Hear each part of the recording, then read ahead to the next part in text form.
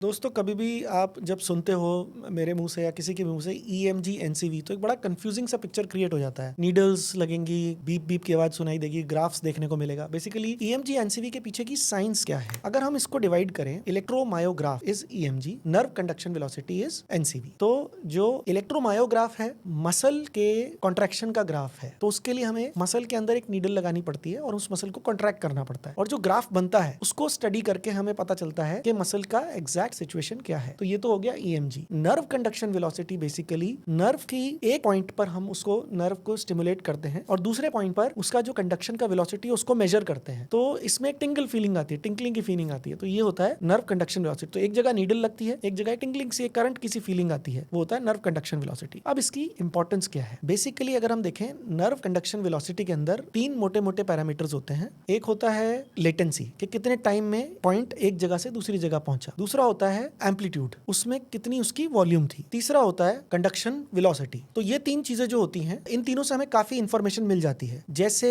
जो डीमाइलिनाइजिंग डिजीजेस होती हैं, डीमाइलिनाइजेशन होता है जब, तो उससे कंडक्शन वेलोसिटी और लेटेंसी पे फर्क पड़ता है, और अगर एक्सोनल लॉस हो रहा है तो उससे एम्पलीट्यूड पे फर्क पड़ता है। तो ये तो हो गया NCV के बारे में। इसी तरह जो इलेक्ट्रोमायोग्राफ होता है उसमें जो नॉर्मल मसल्स होती हैं हमारी, वो इलेक्ट्रॉनिकली क्वाइट होती हैं। जो डिनरवेटेड मसल्स जिनके अंदर करंट नहीं जा रहा, उनके अंदर स्पॉन्टेनियस एक्टिविटी होती है। लेकिन जो एक्चुअली में जो हम ढूंढ रहे होते हैं वो होते हैं MUAPs, मोटर एक्शन पोटेंशियल्स देख रहे होते हैं। वो जो रीजनरेटिंग मसल्स हैं, जिन मसल्स में रिकवरी आ रही होती है, उनमें जो MUAP हैं वो लार्ज होते हैं, they are large and better. तो इस तरह हम EMG NCV में हम मसल के ग्राफ को देखकर कि उसमें MUAPs आ रहे हैं, और जो कंडक्शन वेलोसिटी है उससे, एम्पलीट्यूड से और लेटेंसी से, इन सब चीजों को कंबाइन करके आइडिया लगाते हैं कि भाई किस तरह की डिजीज है, किस तरह की चोट लगी है और किस तरह की रिकवरी होने वाली। तो ये तो मोटा मोटा एक बेसिक साइंस है कि कैसे हम समझते हैं। दूसरा एक चीज जो मैं हमेशा बोलता हूं कि इस टेस्ट को कब कराना चाहिए। बेसिकली EMG NCV का जो टेस्ट होता है उसके बारे में कहा जाता है कि शुरू के